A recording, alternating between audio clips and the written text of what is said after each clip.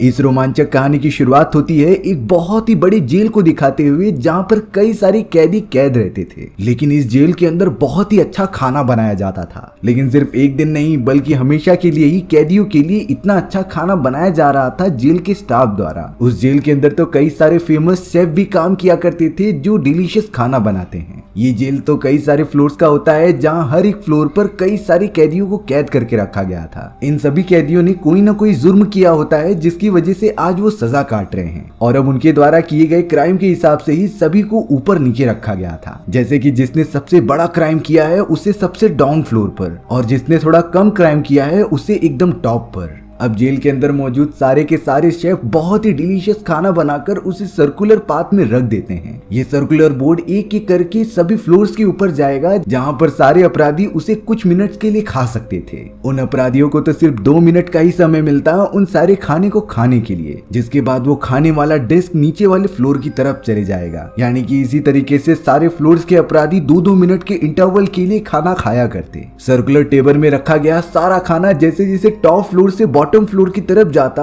तब ऊपर वाले सारे क्रिमिनल्स उसे पूरी तरीके से खाने की कोशिश करते। यानी कि वो खाना जो बहुत ही ब्यूटीफुल और डिलीशियस लग रहा था, जैसे ही वो नीचे जाता है तब धीरे धीरे सारे अपराधी उस खाने को खाने लगते और बिखेरने लगते, जिससे कि नीचे वाले फ्लोर के अपराधियों को खाना बहुत कम मिलता। जैसे जैसे ये सर्कुलर टेबल में रखा गया खाना सबसे नीचे वाले तक पहुंचता है, तब तक तो शायद ये खाना पूरा खत्म भी हो चुका होगा। बॉटम में कुछ ऐसे भी फ्लोर्स थे जहां कभी खाना पहुंचा ही नहीं होता। एक तरीके से उन सभी को उनके किए गए क्राइम के हिसाब से ही सजा दी जाती, इसीलिए उन्हें अलग अलग फ्लोर्स पर रखा गया है। अब हमें फ्लोर नंबर 48 पर दिखाया जाता है, जहां पर जेरिंग और ट्रेमा नाम की 2 अपराधी मौजूद थे। ट्रेमा तो बूढ़ा आदमी था जो 6 महीने पहले ही यहाँ पर आया होता है। ट्रेमा तो अब जेरिंग से कह रहा था कि मैंने कोई भी क्राइम किया ही नहीं है, इसीलिए हमें फ्लोर के एकदम ऊपर रखा गया है। दरअसल इस जेल के अंदर उन लोगों को भी लेकर आया जाता था जिन्होंने कभी क्राइम तो नहीं किया, लेकिन उन्हें कुछ बीमारी मौजूद हो, और इसी बीमारी के इलाज के लिए उन्हें जेल का ट्रीटमेंट अच्छा लगता था।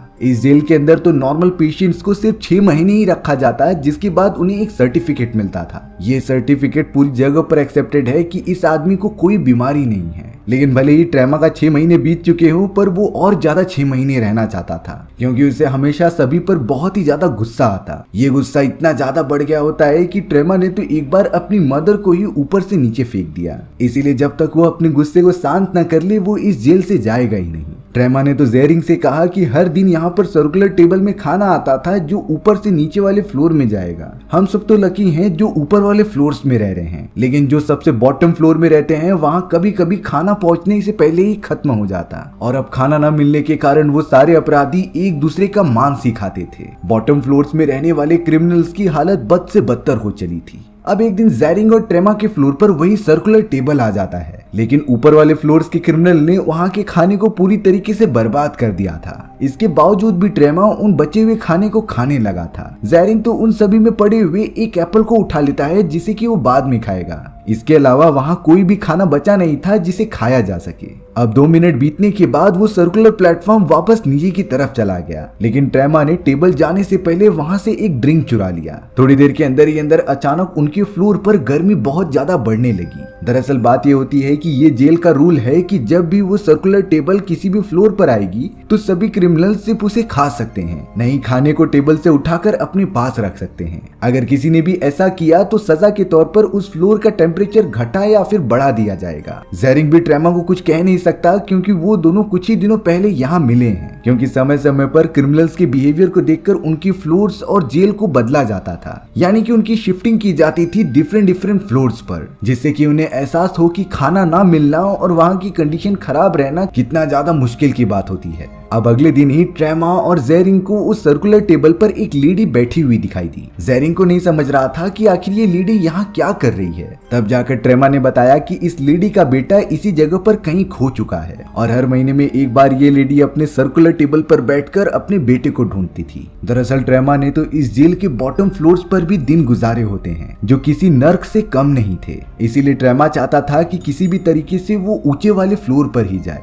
अब यहाँ सारे जेल के अंदर बेहोशी की गैसेस छोड़ने लगी जाती हैं, क्योंकि पूरे महीने में वो समय आ चुका था जहाँ सारे क्रिमिनल्स को शिफ्ट किया जाएगा दूसरे फ्लोर्स के अंदर, और तो और उनके पार्टनर्स को भी शफल कर दिया जाता था। थोड़ी देर बाद जब जेरिंग की आंखें खोली तब वो अपने आप को बेड पर बंधा हुआ पा रहा था। ये सब और किसी ने नहीं बल्कि ट्रेमा ने किया होता है, क्योंकि वो दोनों अब जेल के सबसे निचले वाले फ्लोर की तरफ आ चुके हैं और ट्रेमा के हिसाब से इस जगह पर खाना कभी पहुंचता ही नहीं, यानी कि उन दोनों को 1 महीने तक बिना खाने पीने के रहना पड़ेगा। ट्रेमा ने जानबूझकर जेरिंग को बांध कर रखा होता है, क्योंकि जब उसे खाना नहीं मिलेगा तो उसे डर लग रहा था कि वो उसे खा न ले। और अब यहाँ सर्कुलर टेबल आ रही थी जहाँ पर बिल्कुल खाना मौजूद ही नहीं था। ऊपर वाले क्रिमिनल्स ने तो सारा खाना खत्म कर दिया होता है। फिलहाल के लिए जेरिंग ट्रेमा से काफी डर रहा था, क्योंकि उसके पास एक चाकू होता है। ट्रेमा ने जेरिंग को बताया कि मैं 7 दिन तक अपनी भूख को बर्दाश्त कर सकता हूँ, लेकिन 7 दिन के बाद तुम मेरा खाना बन जाओगे। जेरिंग तो अपना हर एक दिन बहुत ही मुश्किल तरीके से काट रहा था, पर अब 7 दिन बीतने के बाद तो ट्रेमा हाथ में चाकू लेकर जेरिंग की तरफ बढ़ने लगा उसे जान से मारने के लिए। पर तभी उस जगह पर सर्कुलर टेबल की मदद से वो लड़की आ जाती है जो अपने बच्चे को ढूंढ रही थी। वो तो तुरंत ही नीचे आकर जेरिंग को बचाती है और वो दोनों मिलकर ट्रेमा को जान से मार देते हैं, क्योंकि खुद की प्रोटेक्शन करना उनके लिए सबसे ज्यादा जरूरी था। अब उन्हें पता होता है कि पूरे महीने भर उन्हें खाना नहीं मिलेगा,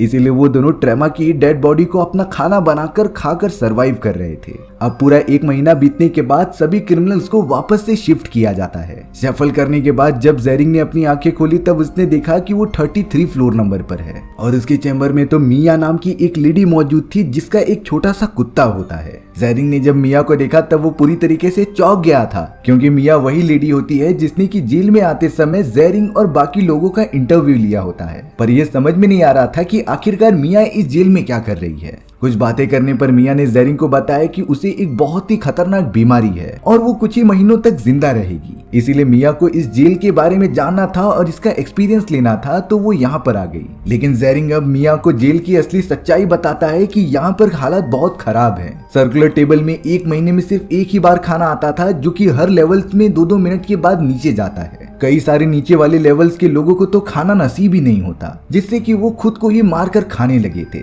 मिया शॉक हो गई, क्योंकि उसे ये बात तो बिल्कुल बताई नहीं गई होती और वो समझ नहीं पा रही थी कि वो क्या करे। तभी मिया और जेरिंग मिलकर एक प्लान बनाते हैं। जब महीने में एक बार वो सर्कुलर टेबल पर खाना वापस आ रहा था तब उन्होंने कुछ खाना नीचे वाले लेवल्स के लिए अच्छी तरीके से छोड़ दिया होता है। जेरिंग और मिया तो अपने नीचे वाले लेवल के क्रिमिनल से कह रहे थे कि तुम नीचे वालों के लिए और खाना छोड़ दो, जिससे कि इसी तरीके से सारे लेवल्स के अपराधियों को खाना मिलता चला जाए। लेकिन मिया और जेरिंग की बात कोई मानता ही नहीं। सारे अपराधी इतने नीचे लेवल से आए थे कि उन्हें भूख बहुत तेज लगी होती है और वो इसके सामने किसी की भी आदेश फॉलो नहीं करने वाले। तब जाकर जेरिंग उन्हें धमकी देते हुए कहता है कि अगर तुमने हमारी बात नहीं मानी तब मैं ऊपर से तुम्हारे सारे खाने पर यूरिन कर दूंगा, जिससे कि तुम कुछ भी नहीं खा पाओगे। अब इन सारी धमकी से नीचे लेवल वाले काफी डर जाते हैं और उन्होंने जेरिंग का प्लान फॉलो करना स्टार्ट कर दिया था। उन्हें जितनी भूख लगती वो उतना ही खाते और बाकी सारे खाने को नीचे जाने देते, जिससे कि वो खाना पूरे 200 लेवल पर रहने वाले क्रिमिनल्स को भी मिल सके।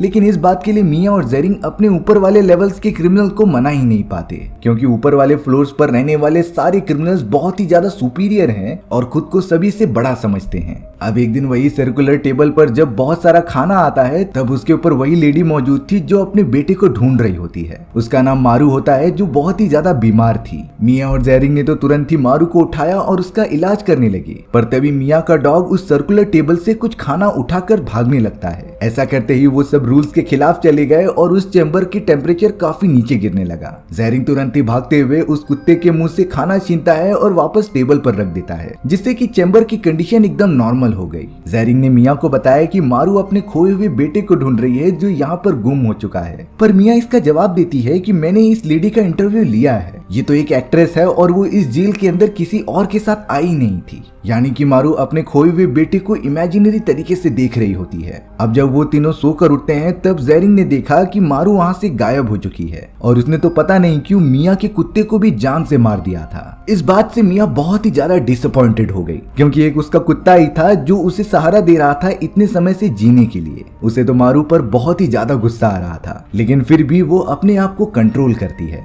अब यहाँ कुछ समय बाद चारों तरफ बेहोशी की गैसेस फैलने लगी थी, यानी कि अब उन सारे अपराधियों का चेंबर बदलने वाला है। थोड़ी देर बाद जब जेरिंग ने अपनी आंखें खोली तब पता चला कि वो दोनों 202 फ्लोर नंबर पर हैं, यानी कि वो इतने ज्यादा नीचे आ चुके थे जहां खाना मिलता ही नहीं। सबसे ज्यादा शॉकिंग बात तो ये होती है कि जेरिंग के उठने से पहले मिया ने फांसी लगाकर अपनी जान दे दी थी, क्योंकि वो बहुत ही ज्यादा फ्रस्ट्रेटेड हो चुकी थी इस जेल के एनवायरनमेंट से। साथ ही साथ उसके पास समय भी कम बचे थे और उसे पता था कि फ्लोर के इस लेवल तक खाना बिल्कुल भी नहीं आने वाला, इसलिए उसने अपनी जान की कुर्बानी दे दी जिससे कि जेरिंग उसे खाकर अपना पेट भर सके। जेरिंग के पास भी कोई और ऑप्शन ना होने के कारण वो हर एक दिन गिनने लगा था कि 1 महीना कब बीते। उसने तो मिया की भी बॉडी को धीरे धीरे खाना स्टार्ट कर दिया। अब किसी भी तरीके से 1 महीना बीतने के बाद वापस से शफल होना स्टार्ट हो जाती है। लकीली इस बार जेरिंग फ्लोर नंबर 6 पर आ चुका था, जो एकदम ऊपर की तरफ होता है। वहां पर तो उसे एक ब्लैक आदमी मिला जिसका नाम शेफर्ड था। शेफर्ड के पास एक रस्सी होती है जो ट्राई कर रहा था कि वो ऊपर की तरफ चले जाए और यहाँ से बाहर निकले,